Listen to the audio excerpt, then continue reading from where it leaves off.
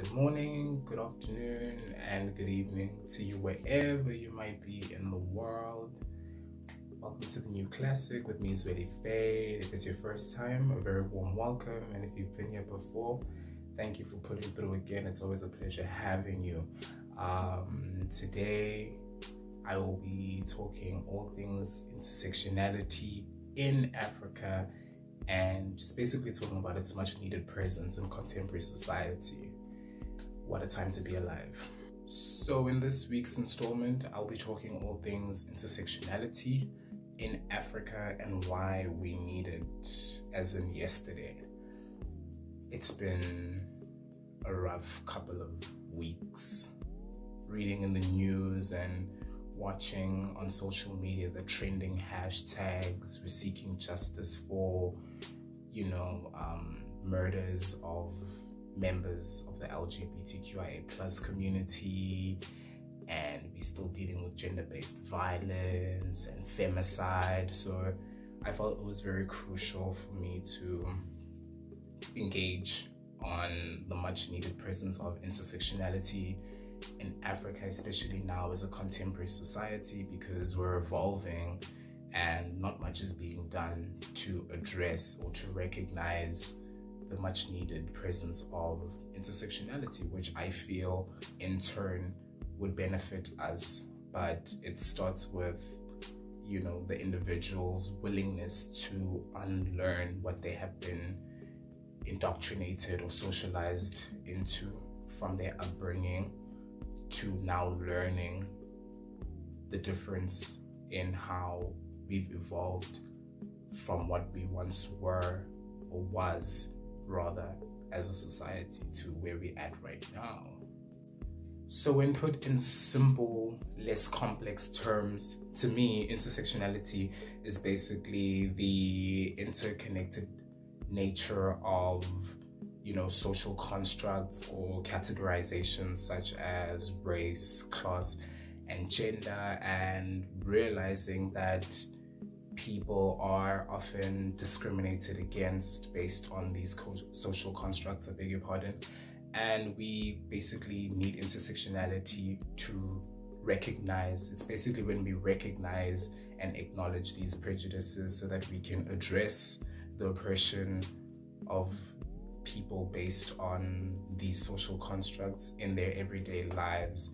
And the reason why I felt it was important to shed light on Africa specifically is because, number one, I am African, I identify as a queer African, and secondly, what I've been witnessing all over Africa, specifically in Ghana and in Uganda and here in South Africa, is the injustices done against people of my community, being the LGBTQIA+, where we're being killed simply on the basis of who we are. These hate crimes and the corrective rapes that have been ongoing and that we are seeing no justice for is really, really frustrating. And I felt the need to engage and to discuss the need for intersectionality right now, because as much as we are crying and we are angry about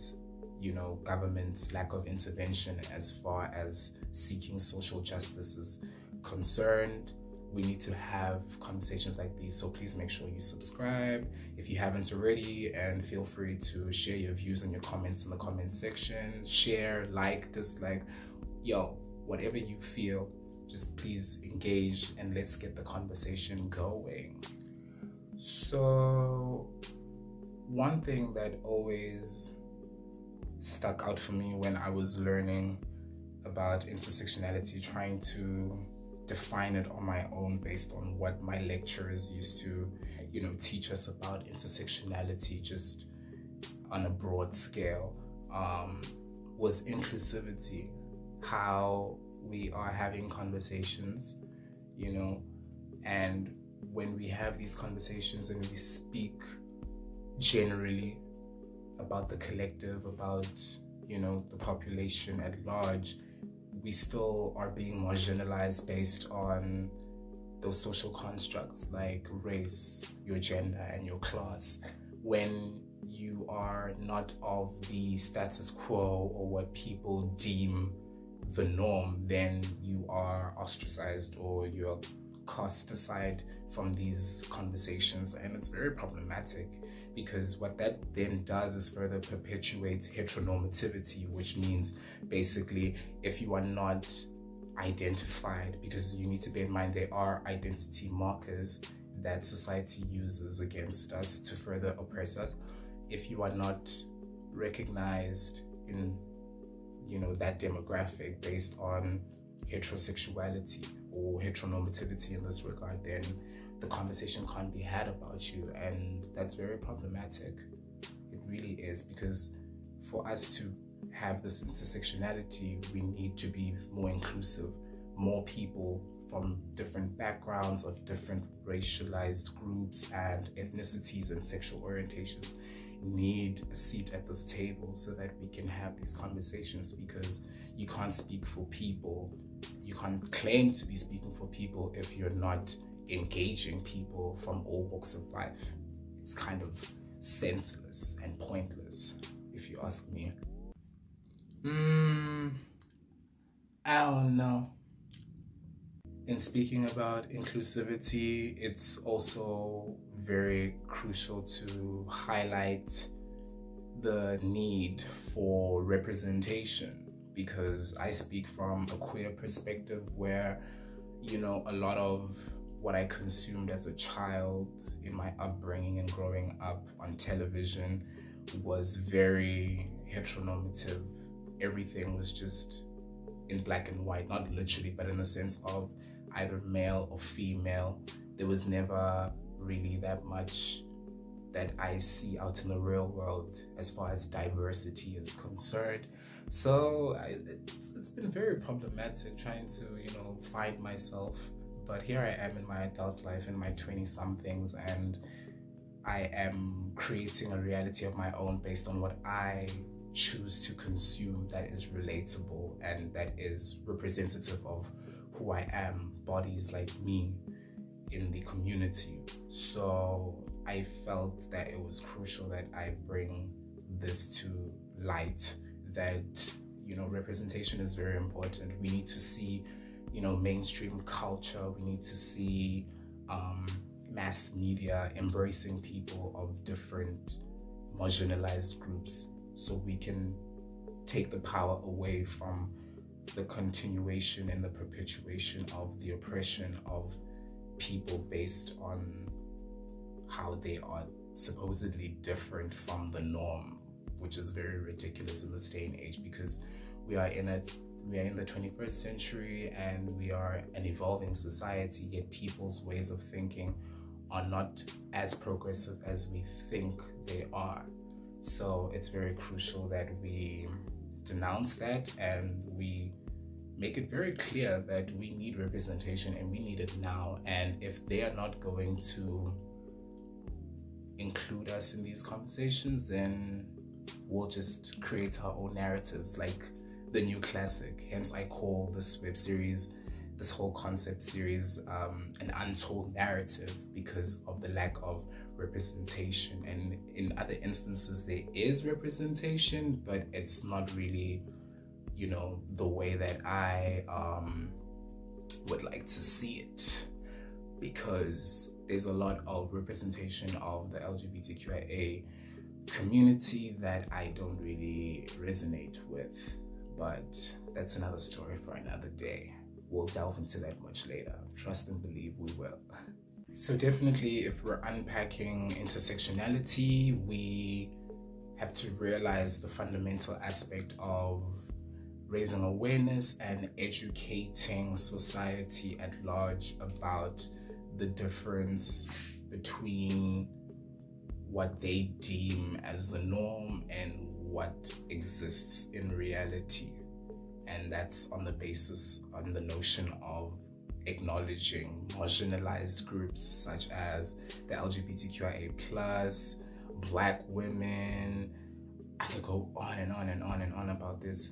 We need to educate people. We need to use our platforms to shed light on these issues and these prejudices and the oppression that we face as marginalized individuals on a daily basis, because it's a very harsh and sad reality that we have come so far in our democracy, yet we are still being oppressed and we're still being discriminated against based on who we are or what we identify as or who we identify as. It's very problematic. So we need to raise awareness even more. I'm not saying that what we're doing right now is not good or it's not enough. I feel that we can do so much more, and we need to get the allies on board so that they can use their privilege, especially the heterosexuals. I feel heterosexual privilege is not recognized enough, and that is a very critical point of intersectionality. Once you use your heterosexual privilege to raise awareness, we can see a shift in people's mindsets over time. And I've seen it before. I see it with people who identify as heterosexuals in social spaces when I used to go out, because now I'm a hermit, and thank God for isolation and lockdown regulations that I can be even more introverted. But that's besides the point. When I used to go out in social settings, you would clearly see how heterosexuals have it easier because of how they are identified and perceived by members of society or people in that setting, for example. Whereas for me, if I give off even the slightest idea or identity marker that I am not heteronormative, so to speak, in their terms, then I was treated differently. So I feel with intersectionality comes recognizing privilege and using that privilege for good, because the privilege of one person can make a difference for a couple more. We see it. Male privilege is something that we talk about as far as gender-based violence is concerned, and it's about how men are speaking about women in the presence of other men, like using that privilege to call out men who further perpetuate patriarchy and male dominance over women and just society at large, that the man, specifically the black man, is superior to all, which is very problematic. So that's what intersectionality basically taps on. And the reason why, again, I emphasize it in Africa is because Africans, I believe, for centuries have been brainwashed. I mean, we've read the likes of Bantu Biko and Robert Sobukwe talking about how the black man's identity has been shattered and been lost because of oppression that dates back to post-colonial but pre-democracy times. So it's very crucial that people who have those kind of privileges speak up and speak out, because our voices are being suppressed more and more by the day, yet we're supposedly evolving. So where intersectionality is, it meets with privilege, raising awareness, and educating the population at large. Yay. This book, man,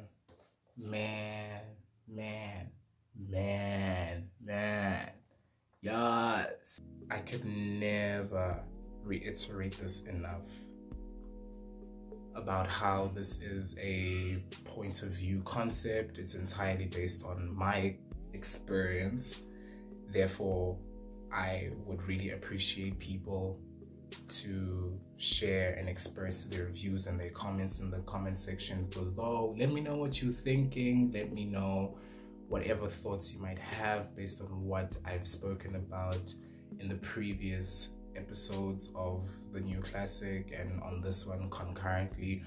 and let's just get the conversation flowing. Like, I'm not really the most vocal person, but I have opened up myself to so much criticism on the internet in the last couple of days that I feel it's only fitting that I continue that narrative and get people like engaging, because I got people, for example, in Ghana, shout out to Ghana, on the, you know, the whole issue of LGBT rights, you know, being recognized in Ghana, and I'd like to engage more about that. I want to engage people on anything that they feel they have on their mind that needs to be addressed as far as marginalized groups are concerned. So feel free to engage. Comment section, Twitter, Instagram, the details will appear at the end of the show, and I would love to hear from you guys and just to get some thoughts and conversations out. Until next week, I'll be working on different concepts. We'll definitely be touching on raising awareness and educating people on so many things that are deemed unnecessary or not of the heteronormative standard of society, and we're going to delve more into that. But for me, Zweli Fade, to you it's peace and light. Until next week, my soul recognizes yours.